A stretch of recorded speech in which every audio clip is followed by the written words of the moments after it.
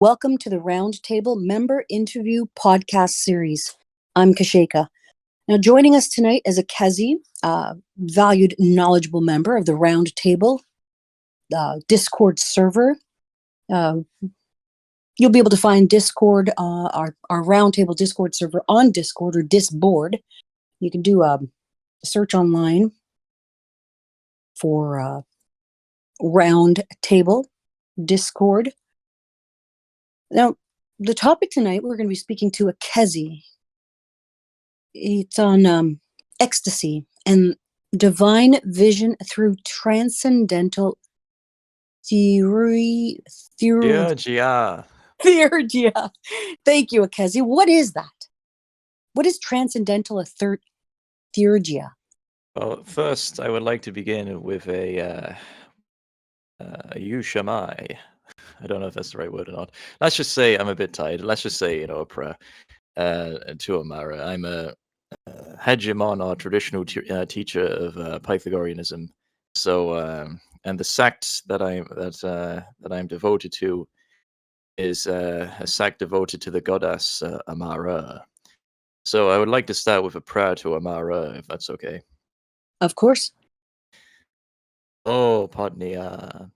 Bazion sos, Ion philos kai, Alios, Ariskos parakaloi, Sus, Bolos, Mosun,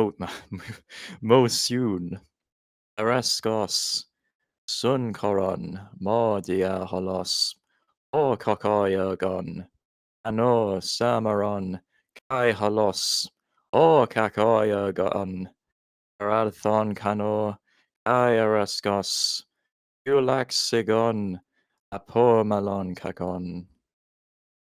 Okay, right, let us begin. So what is theurgia? Well, people today, you would have noticed, pretty depressed, they're pretty anxious, and people are offering them a lasting happiness and peace, but I don't think that's enough. We need to go further. People need ecstasy. They need exotic states of mind via drugs or no drugs. I'm offering how to achieve these states without drugs. And this can be achieved via theurgia. And theurgia is the use of instruments and tools to summon the parousia eidos, or the higher noetic being, noitos zoons, from the cosmos noitos, the higher reality. And then we can kind of catabasically imbue it into a particular object. This is called talastaik. And then as a result of that, there's like an instant methaxis or communion that takes place. And this precipitates itself in the suke as feelings of bliss and ecstasy. And these feelings linger on for a while. And then when one goes to sleep, you can have all kinds of like wacky experiences. So like theurgia is pretty much like the methodology that is behind that, basically. Yeah. Any questions? Wow. Okay, so through the transcendental theurgia, you're achieving ecstasy and divine vision. Ecstasis and apoptia, yes. Okay, before we actually get into all the details about that, I'm wondering about the prayer that you just said. It sounded like it was in a different language, and I don't even know what you said. What did you say with that prayer? All right, well, it was in ancient Greek, but a few times I said ergon instead of egon, but agon, but whatever. Basically, it translates as oh mistress. This is referring to Amara. In your everlasting love and mercy, please grant your servant alms. Please forgive me for the evils I have done today, and for all the evils I have done. Please protect me from committing future evils. This is all about catharsis, purifying ourselves, suke, of all the of kakoi, which means evil, tupos, impressions, subtle imprints that are generated via our ergon or actions in the world. And these keep us stuck in a matam psychosis. That means a repeated birth and death cycle in this world, which I call the Karkon Spira, the evil planet, because it sucks.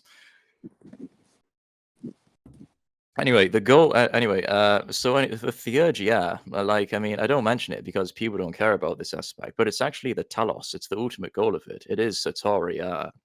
It's the elimination of these two poles in the suke, so that we don't get born here again. We go to a better place. The Amara and Sphira, and this is called Satoria, or deliverance or freedom. But no one cares about that because everyone's quite happy living in this world. So I don't mention the Satoria aspect. I just mention the other aspect of the theurgia, which is ecstasis, the bliss, and the apoptia, and all that's nice. But I mean, like, it's not the talos. It's not the end goal of theurgia. The end goal is Sataria and also anamnesis or enlightenment. But nobody cares about that stuff, which is unfortunate. I wish they did. And what is Satoria again? You're saying that that's the end goal, or should be. Yeah. I mean, there's disagreements. Like, there's some who say the talos or end goal of theurgia is Satoria, which means deliverance or freedom. So we're stuck in this matam psychosis, this repeated cycle of birth and death in this world. And this is undesirable because you would have noticed this world isn't very nice. It's full of suffering. That's why I call it the Karkon Sphira, the world of evil. So that's Satoria. All the tupos that make you keep getting a human body, all your desires for the world, you get burned up in the fire of theurgia. An analogy I use is if you put gold that's covered and corrupted with earthen, dark elements. If you cast it into a blazing furnace, it will be purified of all the dark alien corruptions, and the gold will shine beautifully all by itself. In the same way, when the devotee in the Amaran bios of Pythagoreanism, the Amarana, when he enters into the fire of theurgia, all the karkoi tupos, the evil impressions of the suke, they all get burned up and they all get dissolved. As a result of the methaxis, the communion with the paraosia eidos, the divine essence that gets kind generated, you could say. More accurately, there's an anagoge or an ascent towards it, but this is besides the point. But anyway, when there is, just as you bathe in water and you put a bunch of herbs into the water and you purify your body of dirt and grime, and your body takes on the qualities of the herbs, in the same way, when there is methaxis or communion with the paraosia eidos, the divine essence generated via theurgia, there's this process called homoiotheosis, which basically means you take on the qualities of the parousia eidos, of the higher noetic being, the nuitos on that's being kind of invoked by theurgia. And so all the tupos, the negative ones, the karkoi tupos, they all get dissolved and they're all wiped out. And thus, as a result of that, you have no more tupos or desires relating to this particular world, and thus you don't get a human body again. You go to a better world, and that's called Satoria or freedom or deliverance. But nobody cares about that, so I don't really talk about it. Really? Why is it that nobody? Why do you think nobody cares about that? I think it's as I just mentioned, all the tupos or impressions are very much attached to this world, and I mean, I don't want to take that away from them. It's kind of subjective. Like, I don't like this world, and I think it's full of suffering. Maybe that's just because I've suffered a lot. A lot of people on the spiritual path who are seeking that, Satoria. It's normally, if you talk to them, you find that they've suffered horribly in their past life, and I've suffered horribly, and that may be like why we're so repelled to this world. But other people perhaps don't have that experience, and so they don't really want Satoria from this. They just don't mind if they get born here again. So I don't really talk about it. There's not many people are interested in that. So Satoria is the birth and death cycle. It's the liberation from that, the freedom from that. Yeah, that's Satoria. And a common epithet of Amara is Amara Sata. Sata means savior. And I haven't stolen this concept from Christianity. Don't worry. In the pre-Christian ancient European world, lots of different theoi, these higher noetic beings.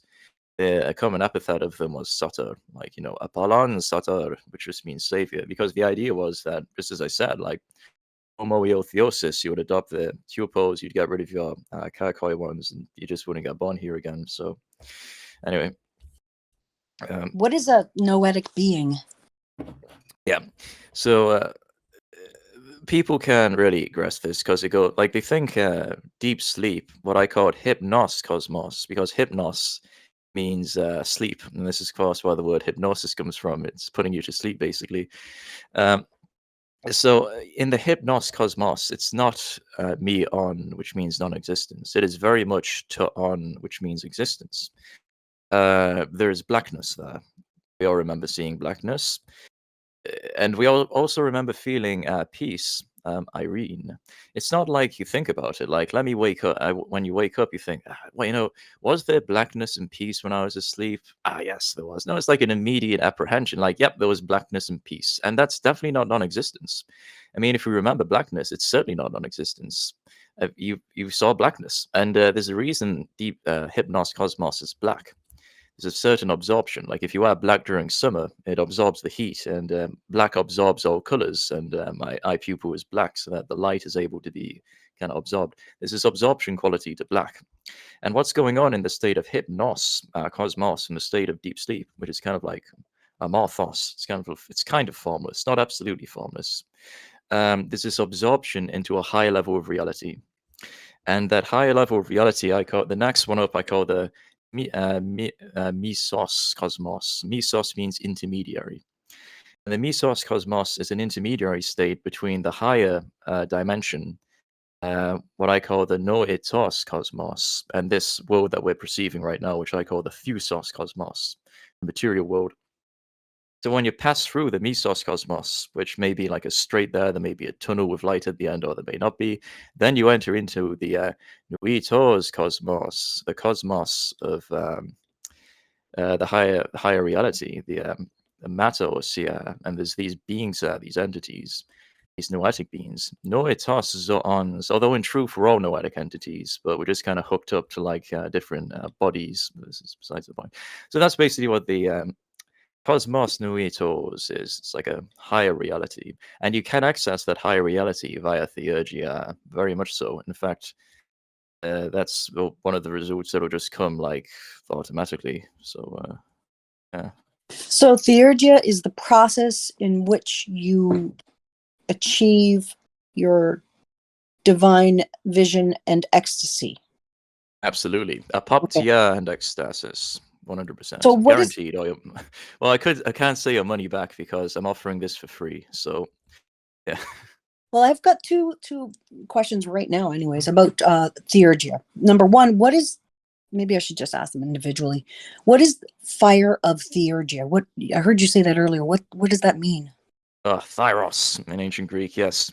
So the fire of Theurgia, just as you put a lump of gold corrupted by earth into a furnace until it's purified of its, dark earthen elements, and it comes out shining and beautiful. In the same way, when you enter into Theurgia and you do these epic lysis and chants and these kind of rituals, there's this part of you that wants to give in, the ego, and ego is actually just the ancient Greek, the ancient Greek word. The ego wants to give in and it wants to stop, and it like screams to you, please stop, because it feels like it's gonna die. And so there's this tremendous fear that overwhelms the mind when you do theurgia for an extensive period, and it genuinely feels like you're going to develop psychosis. And this is what but it's not actually the case. It's just like the ego, the lower aspect of the suke, trying to get you to stop. But if you pass through with it, it's like passing through a fire. And actually, there's great symbolism in this because the ancient Aryans who came from the Caucasus valleys, the Indo-European, the Indo-Aryans, they had this ritual where they would jump through these fires, and it represented purification. Like they'd have a fire burning, and then they'd jump through it. It was like a rite of passing or something like that, and it represented purification. In the same way, the fire of Theurgia, Thyros Theurgia, is the purification, the catharsis of everything that is not essential to us. How do you Pretty do much. that? All right. So, um, I've actually just written a basic theurgy guide. I hope to post this on my website, and I have a website. You can check it out. It's called theenlightenmentmovement.com, but I'll probably rename it because that sounds a bit too, new agey. It's anyway. Uh, Basically, it's like a bunch of different procedures. Like there's this one aspect called proskynesis. Proskynesis, that's it, yeah, proskynesis. And that involves like standing, bowing, prostrating and sitting. It's this kind of ritualistic movements of the body, kind of like what you see with Muslims doing. Of course, they took that from the pre-Islamic Arabs. That's one aspect of it. And while doing that, you do what's called epiclesis, which means chanting. So, for example, whilst you prostrate, you say, I nos halos Amara, I nos halos Amara, I nos halos Amara, and then you sit up and then you say these epithets, these epigleses, these divine names like I nos Athena Amara, I nos Athena Amara, I nos Athena Amara, I nos Amara. It's like these kind of chants. And as So you you're do chanting this, like mantras? yeah, that's a good way to put it. Yeah, mantras, kind of like mantras in the Vedic or Sanskrit tradition. And as you Okay. do this, you start offering different receptacles or items. Like, for example, incense. You have this bow in your right hand and you ring it. And while ringing it, you circle it, the incense, while looking at the image of Amara. And while doing this, you chant and you chant and you chant, and then you offer a light and you chant and you chant and you chant. And then what you begin to feel, the paraosia eidos, the divine essence. And there's this instant communion with it that you don't really have any choice with. It's not like the parousia eidos is there and I'll decide. I don't know if I should like commune with this or not. The word for communion is methaxis. It's just like instant as soon as it's there. And the more you do it, the more it feels like there's this feeling of fear and feeling of kind of ecstasy. And if you keep doing it, eventually Amara will manifest to you. She'll actually appear to you. And then she'll show you certain things. She'll say certain things to you. She'll tell you certain things. She'll, tell you what you need to do. And then So that's the uh, being that's being invoked through by theurgia. yes, I guess this gets onto the question of who is Amara. Hmm. When it comes to Amara, we're not talking about some intermediary being. So in Theurgia in the ancient world, the goal was to summon kind of higher noetic beings, noetas or ons, or it was to yeah, I say, bring down, invoke, but it's not really accurate because it's actually an ascension. It's not like the parousia eidos comes down from the higher reality, through our minds and then like inserts itself into the object that you're using. It's not like that. It's actually an ascent on your part. Anagoge. The more you do theurgy, there's an anagoge to the higher dimension, to the noitos cosmos. It's not the So other way around. you're not really invoking your Amara. What you're doing is you're more focusing on Amara, so that when you're ascending in your when your consciousness or your awareness is reaching those states, now you're focused on Amara. That's what you're saying that you're doing. Yes, and there's an ascent towards the higher reality, towards where Amara is located, rather than Oh, Amara, coming down from the higher reality and then like inserting herself into a particular object or a statue. This is just a matter of speaking. Theurgia is sometimes described like that, but as Iamblichus states in his wonderful book on Theurgia, on the mysteries of the Egyptians, it's not like it's more like an anabasis or an ascent. So the more you do Theurgia, more you kind of disconnect yourself from the soma, from the body, and you anagogically transcend the body and mind, and you go up to that higher reality towards where Amara is located. And this is so how is the Amara metaxis a takes Noetic? place. All Is right, let's get Amara on to a that. Noetic? Yes, Yeah. Is she a no? Is an absolutely. Amara? Is it a noetic being? And does Amara mean love? So Amara is an Indo-European word. It's actually found in like every Indo-European culture I'm aware of, from India to Europe. Means not. Mara means bitterness or sorrow. So Amara means without any bitterness or sorrow. So who is Amara? As I was saying before I got sidetracked, we're not invoking an intermediary being or a higher noetic being, as a lot of people in the ancient world did. The goal in Pythagoreanism, um, whatever the sect of Pythagoreanism is to see communion or metaxis with the ultimate reality. And this is called the second hypostasis or the third hypostasis, which is the hupa nusos or the hupa suke. And unfortunately, there's no translations of these two words into English, but I'll describe it as the ousia, or substance, of which everything is truly made out of. Because we used to think the world was made out of atoms, but of course that's not true. We now know atoms are like an appearance of, quantum, energy shells and perturbations and so on. Like scientists are trying to figure out like what is the world actually made out of.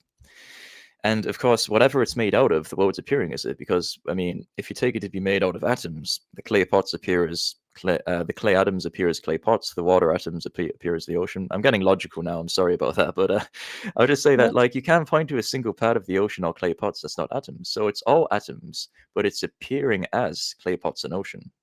So the appearance is what we're perceiving right now. It's an appearance or kind of an illusion. This is called doxatos. And the reality, if it were the substance, would be the atoms, the ousia. But of course, the atoms are not the substance. The real substance out of which everything is made is the ousia, and that is the second and third hypostasis, and everything's a kind of projection or an appearance of that. Amara.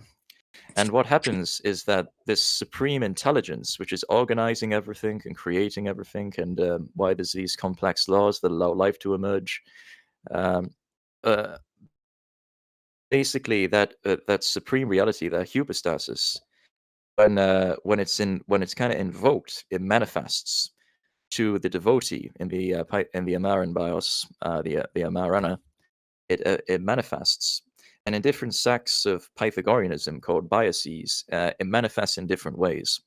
And these are called solar manifestations. Helios salamsis. Helios just means solar. It doesn't refer particularly to the particular personification. So for Pythagoras, it manifested as Helios Apollon, and this is who he invoked as the monad, the singularity. The paraos, the huperosia, the ultimate supreme substance or reality. For the Egyptian priests and so on, it was Atum Ra. In like India and places like that, it's Krishna, and in the Amaran bios, it's Amara. So this supreme reality has different ways of manifesting to the devotee, and Amara is one such manifestation. Wow. Okay, so what's hypostasis? Hypostasis means hupo means supreme, and stasis means stillness or motionlessness. Oh, sorry, no, I got that wrong. Hupo means supreme, but hupo, I've been pronouncing that wrong. It's actually hupostasis, not hypostasis. That's something else. Hupo means underlying or beneath or foundation, and stasis means stillness or unchangeableness or motionlessness. So hypostasis means like an underlying foundation to the perceptible world that is not changing with the perceptible world, that's kind of still. So, for example, the depths of the ocean, the hypostasis of the waves are constantly changing and coming and going, but the depths of the ocean are still and motionless, and they're not changing with the waves. And they're ultimately kind of like the foundational basis upon which all the perturbations on its surface are constantly coming and going. In the same way, everything we're looking at right now is constantly changing. Um, Everything is like rapidly changing, but it's hypostasis, its foundation or basis, which is underlying it all, that is not changing with it. It's just kind of still motionless, and it's its basis or its foundation. You see? And that's where you find Amara. Yes, there's actually three hypostasis in the Pythagorean Shrew Syra, which means like golden chain stemming from Pythagoras. The third is the Huper Suke. And unfortunately, there's no translation for that into English, but I can describe it if you wish. And then there's the second hypostasis, which is the Huper Nous. Again, no translation for that into English, but I can describe it if you wish. But then beyond them all, beyond all these two, is the first hypostasis, which is called Hitos Tohan, the ineffable one. And what's interesting is that even though we have a microcosmic nous and a microcosmic suke, micros nous and micros suke, and there is a supreme nous and a supreme suke, Macross UK and Macross Nous, which is kind of distinct from us. That's Amara. If we can dissolve our individual microcosmic nous and suke, and if at the same time the macrocosmic nous and suke could also dissolve itself, both would arrive at an indistinct oneness or hanosis. And So that what is the are those first things? hypostasis. And that is our What true is it that nature. what is it that we need to unravel or get rid of, you were saying just now? The mute Yeah. yeah, I can't even remember the name. Nous and Nous? suke. Nous and suke. So what are those? All right. So there's no equivalent translation for suke in modern English, but I can describe it. So Okay. there's aspects of the lower suke or gross suke, which I call the misa suke, and that includes stuff like thoughts and images and physiological sensations, like pressure. If you put pressure against your finger, that gets converted via what's called the manos, the mind, which is all across the body, gets converted into a particular sensation, the lowest UK, like heat, cold, pressure. There are other aspects of the grosser or lowest UK, the Mises UK, such as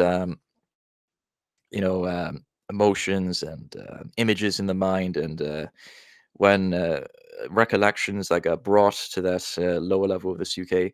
But then there's also the highest UK, or the what I call the Matus UK, and this includes things like dianoia, thinking, intellect, um, uh, fantasia, imaginative capacity, tupos, like kind of subtle impressions you accumulate through your ergon or actions in the world. So any ergon you do accumulates these tupos that are in the highest UK, and then sometimes they're brought to the lowest UK and become recollections, like they become grossified. Um, so all of this forms the suke. And what happens in what's called theoria, which means uncontemplation or unmeditation, is that from the lowest level of the suke to the highest, it all dissolves. It all like dissolves kind of into nothingness. And then that leaves over the nous, the irreducible nature of the suke, which is our artasia, our true self, because it remains over when the suke is gone. And So that our awareness is a suke. Could you equate that to our consciousness or our sentience or our awareness? There's another ancient Greek term for awareness, but unfortunately I cannot recollect it. But it's also considered to be an aspect of the higher suke. That itself Okay. can also dissolve, remain, and then the nous would remain over, which is considered to be like the essential, irreducible nature of the suke. And it's the nous who's using the suke to all its different capacities, like fantasia and thinking and intellect and awareness. And it's using all its different faculties through the body to experience the world, kind of like a super advanced virtual reality headset. So that's the nous, our artasia, our true self. What remains over when the suke is dissolved in theoria, our uncontemplation. And then that nous can also dissolve. And when that dissolves, then you reach like an indistinct oneness called hanosis. And that is the hypaousia, like the ultimate substance out of which everything is made. And the culmination of that is enlightenment or anamesis. Anamesis means self-remembrance, or alamsis, illumination, or metanoia, like an inner conversion. There's different words to describe the culmination. Um, but I don't really discuss like enlightenment or satoria, or like this process I just described is called aparesis, which means unveiling. Like the suke and and all its aspects are described as kaleptras or veils poetically, and the uncontemplation or the disillusion of them kind is metaphorically or poetically described as unveiling or aparesis until you reach your naked being, in a manner of speaking, which is the nous. Anyway, Like layers of an onion. So what's yeah, that's a good theoria? way to put it. Yeah. I What's remember that the scene from Shrek where he says, yeah. "Ogres are like onions," and then he's removing the layers, and he's like, "Don't you get it?" I'm kind of like that Yeah. with most people when I explain it to them. So Exactly. theoria, Mhm. so theoria is uncontemplation. It's like it's not contemplation or meditation where you thinking and you're observing your thoughts. It's like a unthinking. It's like uncontemplation or unmeditation towards a state of no thought, So Esechia. just being without. Yes, excellent Okay. way to put it. Nous could be that's a great way to put it. Nous could be compared to pure tuon, which means pure being. That's a good way to put it. But I mean, that sounds pretty abstract to people. It's like, what does that even mean? You know, it's like can only really be experienced, I think.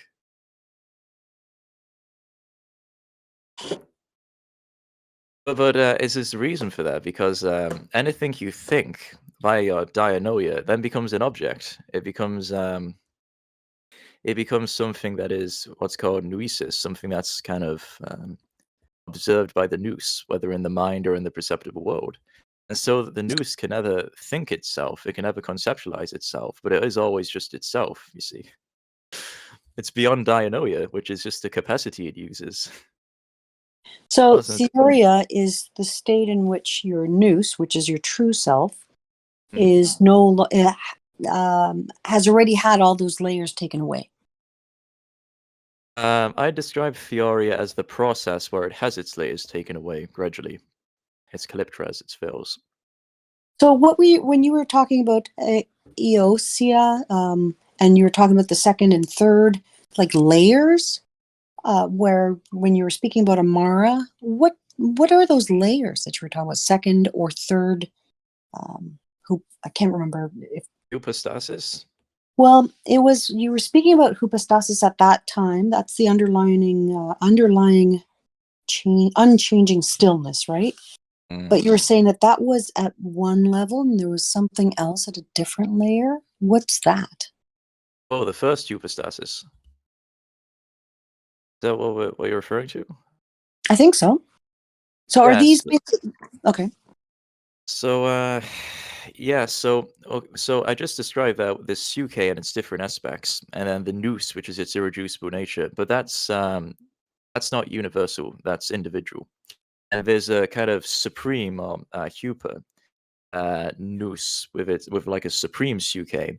And in Pythagoreanism, everything is considered to be basically like a supreme macrocosmic dream generated by this supreme suke. So just as you have a dream at night and your suke kind of generates like a dream world, and everything you're looking at in the dream world is your own suke. And it localizes into a body, and then it starts experiencing like through the body with a limited field of vision. Like this, the dyad, the subject-object duality, is just apparent. It's not. It's not real. It's doxatos. In the fundamental nature of the dream world, there's an indistinct oneness. Okay, before you go on, what's a dyad? Dyad is the subject-object relationship or duality. So, like, I'm sat here, you're sat there, and there's a distance between us, and so that's called dyad, the distance between a subject and an object, and it's very powerful in the Thusis cosmos or the material world. In the Noetic cosmos or the high dimension, that subject-object duality, it's far less prominent.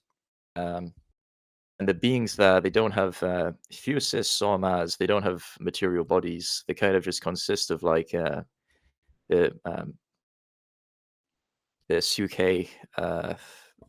They don't really have like material bodies, and they all kind of communicate telepathically. And there's like a feeling of immense oneness or love, eros, between like all the living entities there. Where's that located again? That is behind, inwards, or southwards to what I call the hypnos cosmos, the state of deep sleep where there's no dreams, and there's just kind of blackness and arene or peace, which is a non-existence. And if you can go, and it's black because it's an absorption into the higher reality. If you can go backwards, inwards, or southwards to that state of deep sleep where there's no dreams, then you would enter the intermediary mesos cosmos. And then if you can pass through the strait there, it's kind of like a gateway. Then you go into the noetos cosmos, which is like a higher reality, like a high dimension. This is So where, that's and where you're that's reaching your ecstasy. that's what. Sorry. Is that where you're reaching your ecstasy? Yeah, I'd say the ecstasis comes from that higher reality, and somebody who is established in that higher reality. It's like people who are miserable, especially hedonists, kind of sunk into their body to such a degree that there is only matter for them. They kind of become like animals in that sense. But for the one who's purified, via Theurgia, he's hanging onto his body by a thread. And when the time of departure comes, he'll depart very easily because he's barely hanging onto his body already. And because he's so firmly established in that high reality, he dwells always in ecstasis or ecstasy. Because in that high reality, there is this love, there's eros, there's a disillusion of this dyad that's so powerful that we're experiencing right now. Everything there is in a state of oneness, and that is love. Love is oneness. Like when two beings dissolve into each other, and they have less sense of self, and they merge into one another. The essence does in a higher state. That is love, and that precipitates in the suke is a feeling of like bliss and ecstasy. So Eros is like Eros in its absolute aspect is synonymous with the ultimate reality, because in the ultimate reality there is absolutely no dyad whatsoever. There's no object duality whatsoever, even less than in the cosmos Nuitos. It's just So, henosis, like absolute oneness or love. so when you're in that state, when you're in Aros, why is it that you're wanting to focus on or invoke, like you were saying earlier? But basically, why try to be with Amara? Hmm. I'd say because in that state of henosis, uh, real joy is not necessarily in that state of absolute oneness or henosis. It's having experiences. This is why we're all here operating through these somas. And so, I mean, I think if the I mean, it's all kind of subjective, like whatever you want. But in my opinion, when the subject object relationship becomes too profound, like it is in this material world, the thusos cosmos, and this precipitates itself as like decay and death and old age and disease. Now, this is very undesirable, and I don't like that. I'd prefer to go to the higher reality where the subject object relationship, the dyad, is less, and it's closer to the state of absolute oneness. It's closer to that higher reality. And then as a result of that, for these processes like decay and death and old age, they're either way less prominent there or they don't appear to exist at all. And that's pretty desirable. So I understand why a lot of people would want Sataria to not get born here again. So, But like there has to be some sort of subject object duality, because if you attain henosis, well, okay, you know your artesia, you know your true self, which is the ultimate substance or basis of everything. But I mean, at the same time, like there has to be some sort of experiences, some sort of subject object duality. You know? so when you achieve that state and you are now Mm. focused on contacting, let's say, Amara, is that because of wanting to experience different aspects of Amara, or what's your reason for doing that? Yeah, so I think again, it's kind of subjective, but like I think that the life of eusebia or devotion is the best life by us, because when you want to render service and love unto another being, and yet you have no care for receiving service or love unto yourself, this is called selflessness. And if we had a society where those virtues manifested themselves, which I believe Theurgia could accomplish, well, then there'd be no corruption. There'd be no greed because everyone's selfless. So when you have selfishness, where everyone wants to receive service and they want to receive love, but they have no care whatsoever for giving service or love unto someone else. And that's called selfishness, and that's like characteristic. And it sounds misanthropic, but it's true of like human society. Like it's why we have so much greed and corruption and lust. And so I don't think that's desirable, but I mean they do, so it's kind of subjective, you know. Yeah, that makes sense. I heard you earlier mention this a couple of times, actually. Pythagorean, I think. You kept mentioning Pythagorean, almost like a Bios. uh, yeah. What does that mean to you? Right. So Pythagoras was pretty much the founder of what's called Alamsis Logai, the Enlightenment teachings in Europe. Enlightenment teachings meaning, realizing the autosia, your true self, and which is the first hypostasis, the basis of everything, and but how he received these teachings is actually quite funny. He was educated in ancient Egypt, and he received initiation talatai into the ancient Egyptian mysterion, like the temples and stuff. And this is probably why he got the term philosopher from, because Pythagoras, when he asked, "Who are you?" he responded always, "I am a lover of wisdom. I am a philosopher, and philosophos." And the common epithet of Thoth in ancient Egypt is Merak, which means a lover of wisdom. So this may be where he got the term from. And you can see how philosophy today means something completely different from what it meant back then. So Pythagoras was like the founder of these teachings, and then in turn he passed them on to he diffused them rather to the pre-Socratic mystagogues like Heraclitus and Anaxagoras and Thales and then of course Plato. Although Plato took these mystagogic Pythagorean teachings and combined them with what's called episteme, the language of logical, deductive, and inductive reasoning to produce this beautiful combination of the two called the dialogues. And unfortunately, Victorian era scholars reading those dialogues then started confusing episteme and philosophia, which is why we end up with epistemologists today, like people who call themselves philosophers, but they're not philosophers. They're actually just epistemologists. But this is besides the point. Plato then Plessner, and then like these teachings diffused to later after Plato, like Ammonius and to Plotinus and to Iamblichus and Proclus, all the way down to the modern age. Like I'm also a hegemon or a traditional teacher of Pythagoreanism with my own bios or sect. Wow. And so this is basically what's called paradosis, the Pythagorean paradosis, or kind of like spiritual tradition stemming from Pythagoras. So that makes sense. When it comes to theurgia, oh my gosh, theurgia. Theurgia. Theurgia. Oh my gosh, I don't even know why I can't say that. Theurgia. You were mentioning chanting mantra, like doing a chanting of mantras. You're offering, ringing bells, doing a burning of incense. You're doing different things, like many, I guess, traditions do their own versions of, right? Then you start to feel the sensations, and then you start to basically peel away the layers, right? Do you have to do purification for any of this prior to? Like how you were mentioning at one point, doing some purification. How is that done? Purification happens synonymously with it. So purification is catharsis, and it happens as soon as you do the theurgia, because as soon as you do the theurgia, the paraosia eidos, poetically we could say it comes down to you and purifies you. This is just poetic. Really, there's an anagoge, there's an ascent or transcendence up to that higher level of reality where that essence, that eidos of Amara is really located. And as the more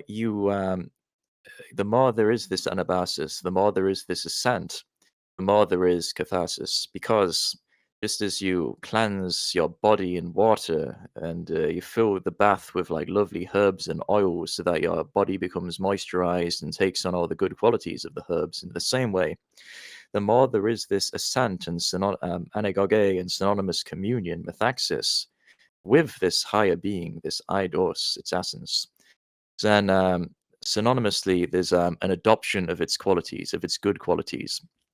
Agathoi to oppose, and this naturally comes with the negation of your kakoi to oppose, your negative qualities like lust and greed and anger. And it's just naturally stripped away from you, and then you adopt all the good qualities, the agathoi to oppose of Amara.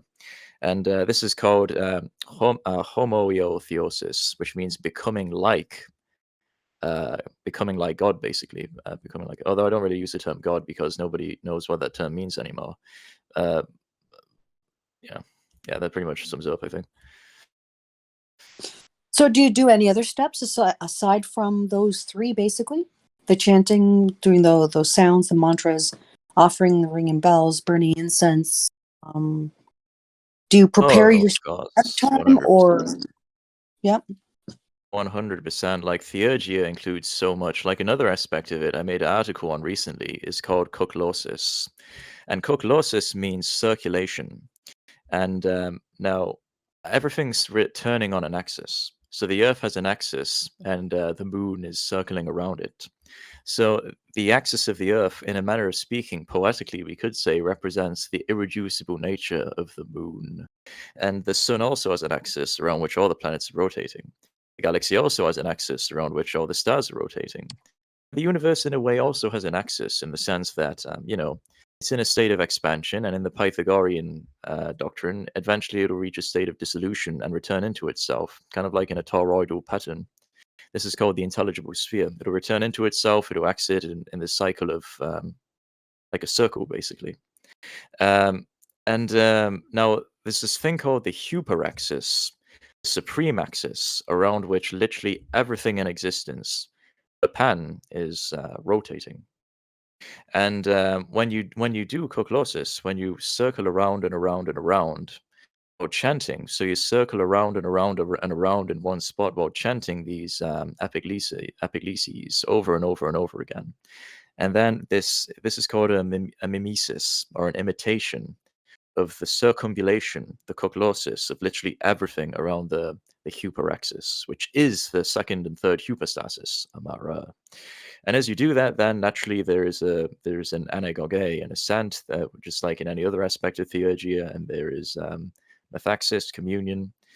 So this is another aspect of theurgia, koklosis, circling over and over and over again while chanting. And if you set a timer for like 10 minutes, anyone can try this. Set a timer for 10 minutes, and then you spin around in one spot while chanting a specific epigleses, then you experience that kind of ecstasis, that bliss, and that disillusion, maybe even see certain things. And My some nephew, stuff when like he was a child, used to do that. He used to spin, and his head would get dizzy. And I knew that he really like enjoyed that sensation, right? Just as a like a toddler. I've also what whirling dervishes, I think they're called. Isn't there a group that does that? They go into like an ecstatic type of trance by spinning. So it's basically the same thing, right? It is, yes, the Sufis. That's it. Okay. Yeah.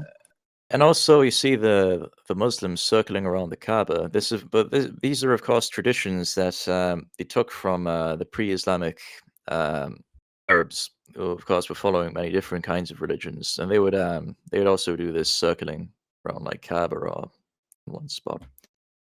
Like, Well, isn't that almost like a meditation? It's a form of meditation in a way when we're doing one repetitive motion and thought over and over and over and over and over again. Doesn't it change one's awareness energetically? Right? Doesn't it do that? yes, like it's like a level of focus and concentration or awareness that you literally couldn't get from just reading books all day, like I do. Because when you're reading books, you're reading many different words. But when you focus on a specific, epiglesis, when you do theurgia, when you do koglosis, you're focusing on one word and one thought form to the exclusion of like literally all others. And if you just focus on that one thought form over and over and over and over and over and over again for like 10 minutes, then you develop like literally a superhuman level of concentration. And this makes the suke completely blank and silent. This is called hasichia. So that there's no more inner monologue, blah blah blah blah blah blah blah blah blah blah blah blah blah blah blah. It just goes completely silent and blank, and then it can dissolve, and then you can see what remains over. Noose. Fantastic. I can see how you can achieve levels of ecstasy and divine vision by doing all of that, right? So I'm going to open it up to the audience. Does anyone have any questions that they'd like to ask Akesy about any of this? Been fantastic. Does anyone have any questions for Akesy? I do have another question if no one's going to be asking. Now, you were mentioning before that the death and birth cycle, right? That most people don't really want to have what you called it, Satoria, the deliverance or freedom of that death and birth cycle. What do you think the benefit is of stopping that cycle or ending it, achieving that freedom?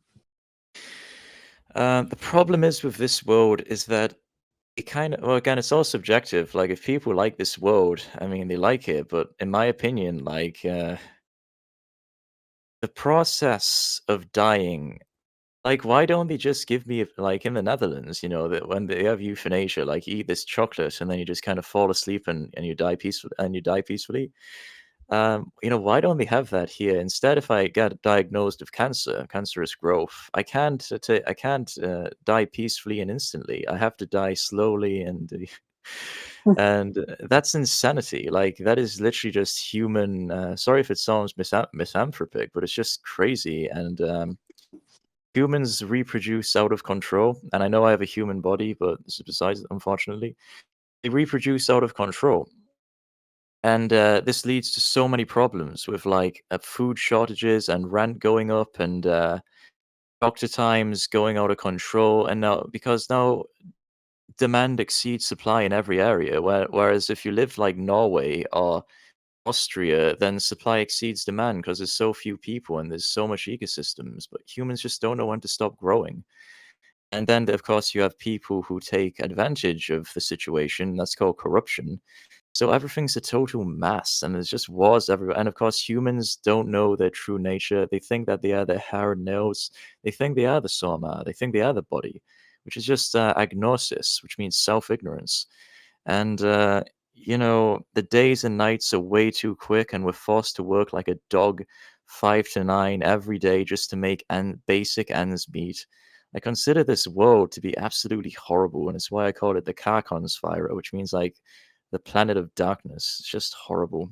But I mean, like, other people disagree, and that's fine. If you want to remain here, I mean, that's what they want. That's so funny. It's true, right? So, are there any questions? Does anyone in the audience wish to ask Akesy any questions? So, Akesy, do you have any final messages that you would, any thoughts that you would like to leave us with? I have a website you can check out called theenlightenmentmovement.com. That's theenlightenmentmovement.com. I'll probably rename it to something else at some point. But yeah, try not to cringe too hard. It's being constructed. It's a work in progress, but it's what's there for the moment. And I mean, that's pretty much it. May Thank you. Amara bless us all, and may Amara guide us. May Amara give us that bliss and that ecstasy and that peace of mind and happiness we're all looking for. And if we're interested in it, I hope also may she show us our true nature. And by doing that, we can go beyond fear of death, which is like the biggest fear there is. Genuinely, we can go beyond fear of death. And if we're interested in it, I pray that she'll deliver us from repeated births in this world and take us to a better world. If not to her world, the Amarans, Thyra, some other world, which will be more conducive to like peace. And that's pretty much it. Well, thank you, Akesy. That was fantastic. That was very interesting. Great. That was yeah. Thank you, everyone else. Actually, thank you to the live audience, and thank you, Rafi, for recording. Again, we are the Roundtable Discord server. You can find our well over 300 podcasts on BitChute, Podbean, Twitch, the 4, maybe 5 YouTube channels that we have. Pretty much, if you're on it, we're on it. That was fantastic. All right, thank you. Amara bless you. Thank you. We can all jump up to, I don't know, where can we go to continue to discuss fantastic topics like we normally do? There you go, the round table. We can jump up there. Have a great evening, everyone.